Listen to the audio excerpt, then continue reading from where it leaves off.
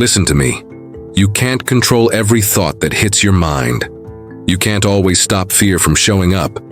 You can't always block out anger, sadness, or anxiety.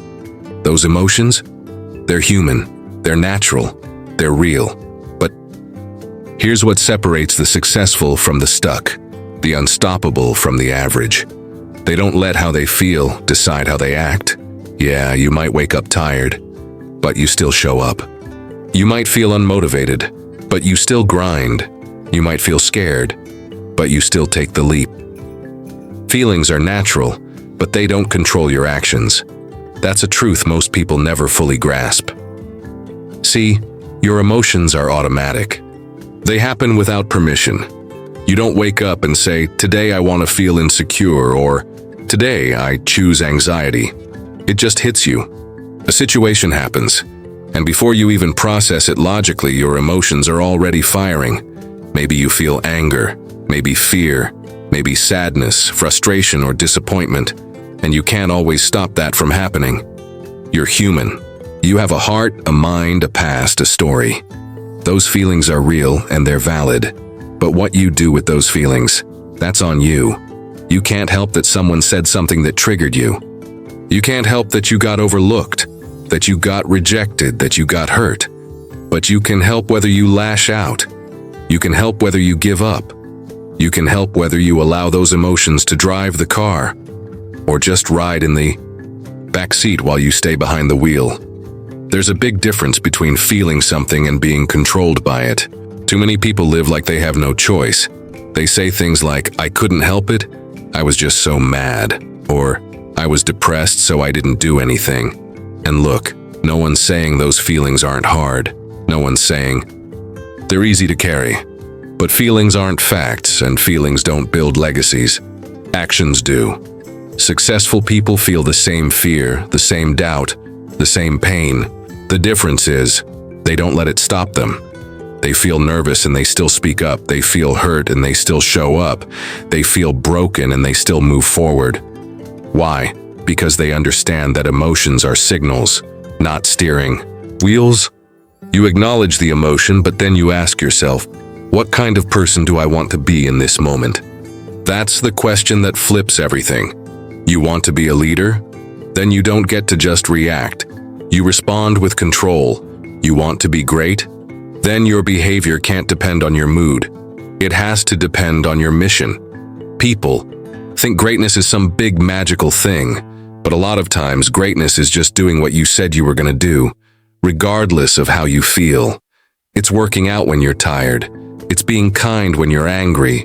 It's focusing when your mind is spinning. That's the real battle. And the people who win that battle, they win in life. Most people never get where they want to go because they keep waiting to feel right. They want to feel motivated. They want to feel ready. But let me tell you something.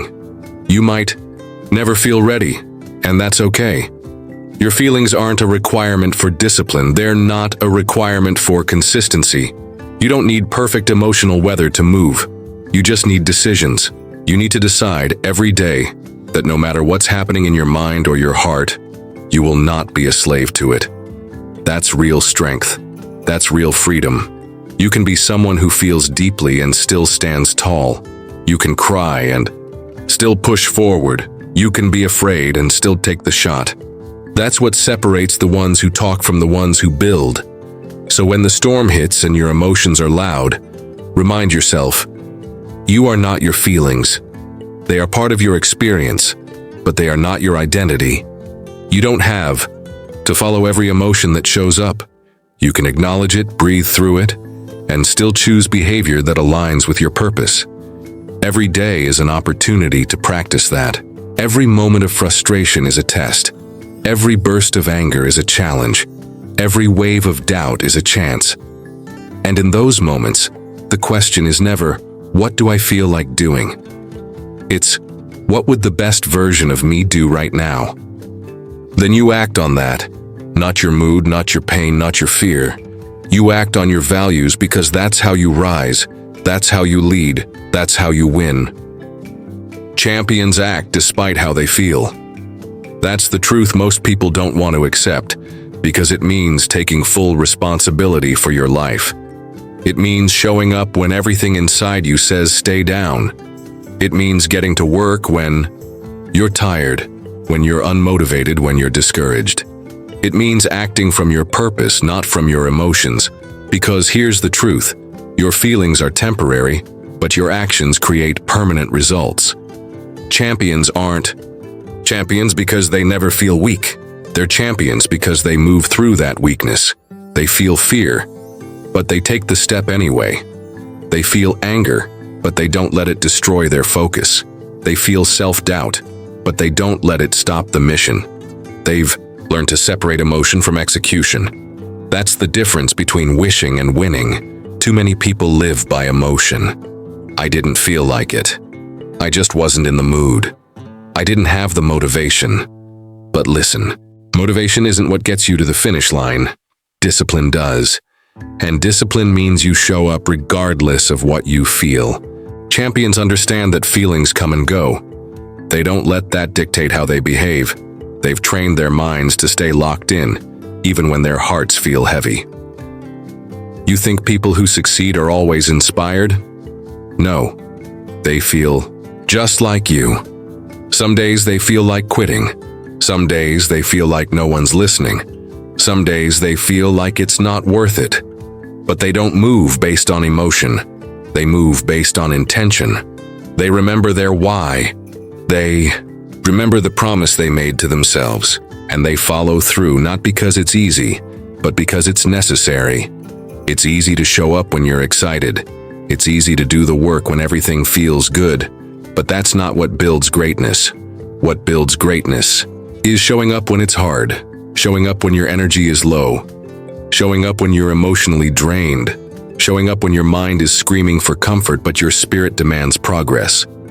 Champions make decisions based on values, not moods. You feel tired, but you honor your commitment. You feel scared, but you take the shot. You feel pressure, but you keep your focus. Because you know feelings are temporary. They can't be trusted to lead you. They're part of you, yes, but they're not all of you. And when it comes to chasing goals, building something real, becoming the person you were born to be, you have to act in alignment with that vision, not just with how you feel today. You think the strongest people in the world don't cry. You think they don't get anxious, angry, frustrated, lonely. They do. But what they don't do is let those feelings define their behavior. They pause, they breathe, they reflect. Then they act with intention. Champions lead themselves, and that starts with emotional control. Not suppression, control. They know what they're feeling, but they don't give it the driver's seat. When you let your feelings run the show, you live reactively. You say things you regret. You give up on things too soon. You make emotional decisions that cost you years. But when you act despite how you feel, you create momentum. You move forward, and even if it's not perfect, you grow. That's the forward motion, even in discomfort, even in pain. Champions aren't magical, they're just consistent. They don't wait for inspiration, they create it. Every time they act through pain, every time they push past fear, they build inner strength, they build grit, they build character. And the world sees the highlight, but they lived through the behind the scenes where it was just them versus their emotions, and they chose to rise. So don't think for a second that success is about feeling good all the time. It's not. It's about staying locked in even when you don't. It's about doing the work even when your emotions tell you to stop. Because your destiny is bigger than your mood. Your goals are more important than your comfort. And when you choose to act despite how you feel, you prove to yourself that you're in control. You prove that nothing, not fear, not doubt, not fatigue, can stop you from becoming who you were meant to be. Discipline is choosing response over reaction. That one decision, to pause, to think, to act with intention rather than impulse, is what separates growth from chaos, leadership from regret, purpose from destruction. Every day life throws things at you that you didn't plan for. People say things that hurt. Situations arise that frustrate you. Your emotions flare up, and your first instinct might be to react, to lash out, to shut down, to walk away. But that first instinct isn't always the right one. That's why discipline is so important. It gives you the power to pause, to choose your behavior, and to respond in a way that aligns with your goals, not your temporary feelings. You can't control the waves of emotion that hit you. That's the human part. You're going to feel angry sometimes. You're going to feel insecure. You're going to feel overwhelmed. That's normal. But how you handle those feelings, that's where the game is played. That's where discipline steps in. It tells you, I know you're upset, but let's not say something we can't take back. It says, I know you're tired, but we've got work to do. It says, yes, this hurts, but acting out of pain will only bring more pain. Reaction is easy. Anybody can react. You get pushed, you push back. Someone disrespects you, you snap. You feel discouraged, you give up. But all that does is keep you stuck. Reaction is emotion without direction. Response, on the other hand, is power under control. It's feeling the heat and choosing not to burn the room down with it. It's acknowledging what you feel, but refusing to let that feeling drive your behavior. That's what real discipline looks like. Staying calm when it would be easier to explode, staying focused when it would be easier to quit. The problem is, we live in a world that glorifies reaction. Social media thrives on it. Drama feeds on it. People applaud the loudest voice, the quickest comeback, the boldest emotion. But that kind of living will rob you of peace, progress, and purpose. You weren't meant to be led by your emotions. You were meant to be led by your vision, by your values, by your higher self. And to do that, you have to practice discipline every single day. Discipline means thinking about the outcome before you act. It means asking yourself, is what I'm about to do helping or hurting the bigger picture? That takes strength. It takes awareness. It takes maturity. Most importantly, it takes practice. You don't wake up one day and automatically know how to respond with grace, patience, and strength. You learn that over time, through trial and error, through moments where you get it wrong and make a different choice the next time. You have to want your goals more than you want to be right in an argument. You have to want your peace more than you want to fire back. You have to want your growth more than you want your comfort. And all of that comes down to discipline. The ability to pause, even for a second, and choose a response that's grounded, intentional, and in alignment with who you truly want to be. Every time you respond instead of react, you reclaim your power. You don't give it away to anger. You don't hand it over to fear. You don't let your temporary emotions steer you off course. That's what it means to be in control. Not that you don't feel, but that you feel deeply and still choose wisely. That's how you rise above your circumstances instead of being buried by them. Discipline is a muscle. The more you use it, the stronger it gets. And the stronger it gets, the less your emotions control you. You start making decisions based on wisdom, not impulse. You stop sabotaging your progress every time life gets hard. You start becoming the version of yourself that's stable, focused, and grounded. Not just for your own sake, but for the people who look up to you, rely on you, and are inspired by how you move. In the end, you may not be able to control the first feeling that shows up, the anger, the fear, the sadness, but you always have control over what you do next. That next choice is what defines you. That's where your power lives. So when emotions rise, don't let them run the show. Breathe, pause, choose response over reaction. That's the discipline that builds greatness. Emotional maturity is power. It's not loud, it's not dramatic, and it doesn't need to prove anything. But it's the kind of power that changes everything. It's the quiet strength to stay calm when everything around you is chaos. It's the deep awareness that your emotions are real, but they don't get to rule you. It's the understanding that how you feel is not always a reflection of what's true or what's right. And most importantly, it's the decision to take full responsibility for how you behave, no matter what you're feeling inside. You can't always control what hits your heart. Life happens, people disappoint you, things go wrong. You feel anger, you feel sadness, you feel rejection, fear, insecurity. Those emotions are real. They show up without warning. And sometimes, They hit harder than you expect. That's not weakness. That's humanity.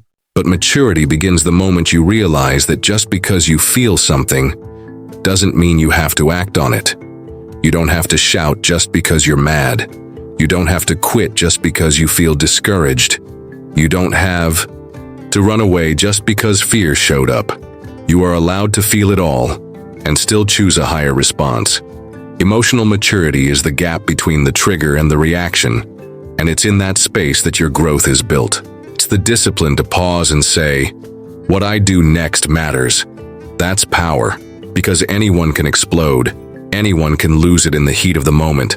But it takes strength to stand in the middle of your storm and still choose peace. It takes self-control to be hurt and not hurt others. It takes clarity to be afraid and still move forward. That's what makes you strong.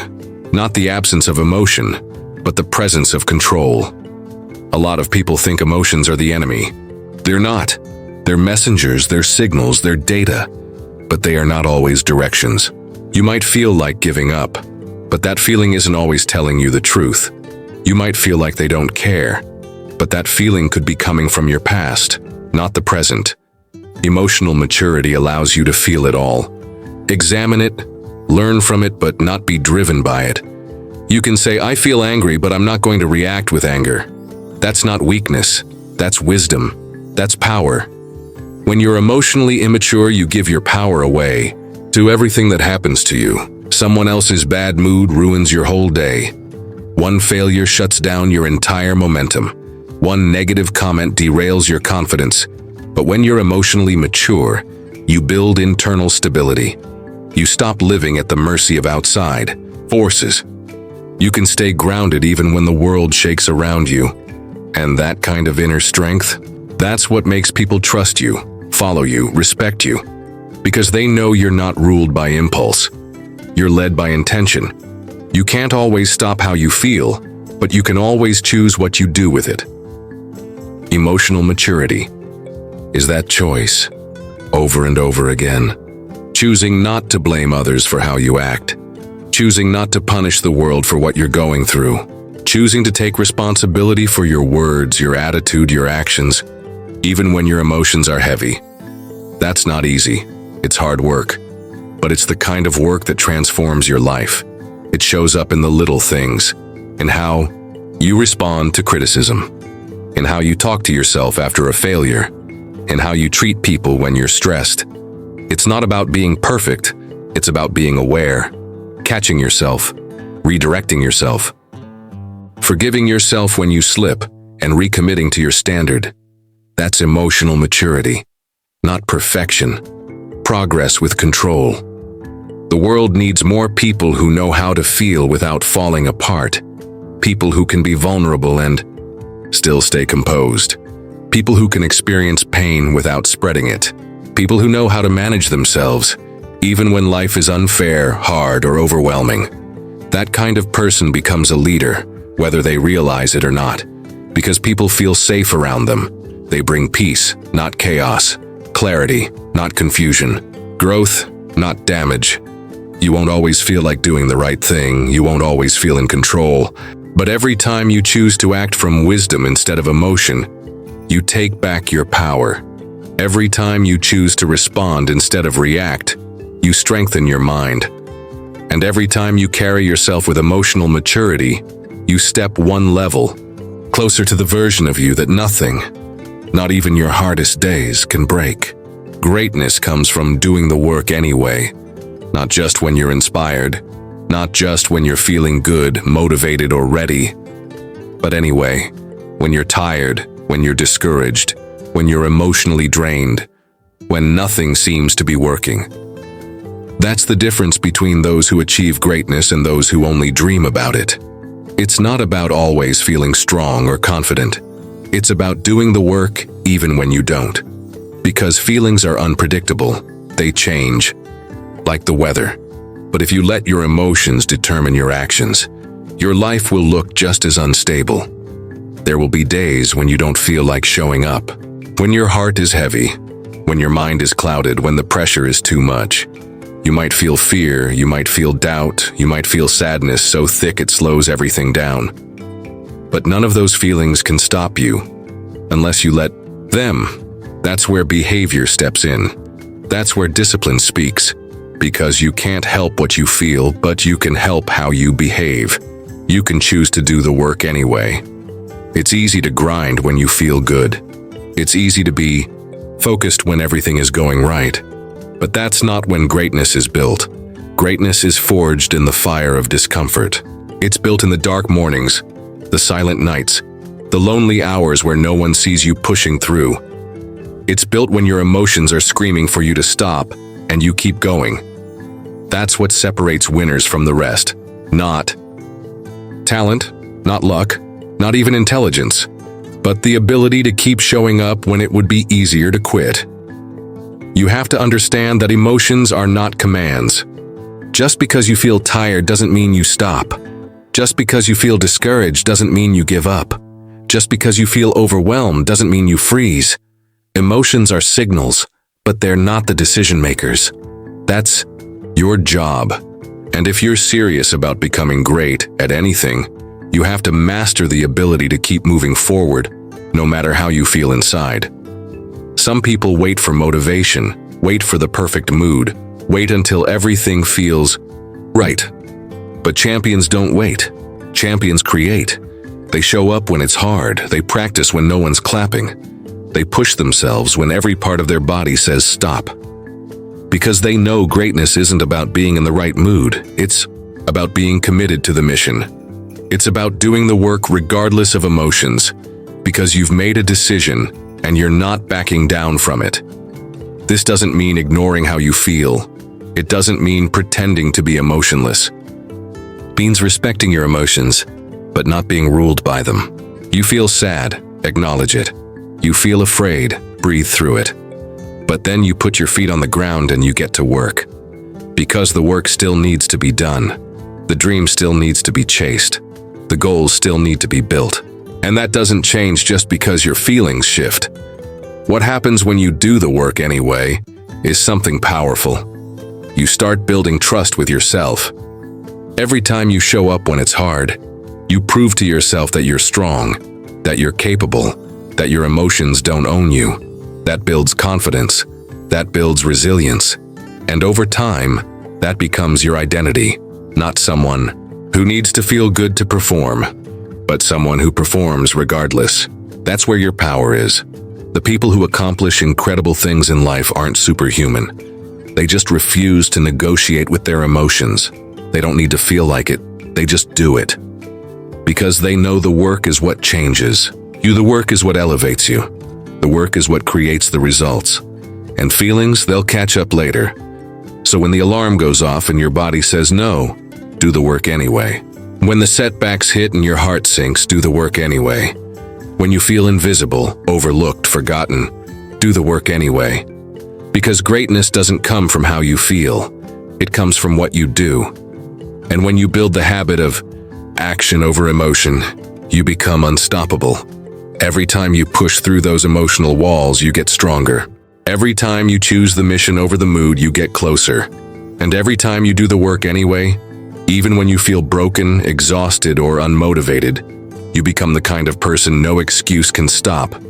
That's greatness, not perfection. Not comfort, just relentless, consistent action no matter what. So the next time anger comes knocking or fear pulls up a seat at your table, you tell it, I see you, I feel you, but you don't control me. Then you get up, you lock in, and you do the work anyway. That's greatness. That's discipline. That's how you change your life.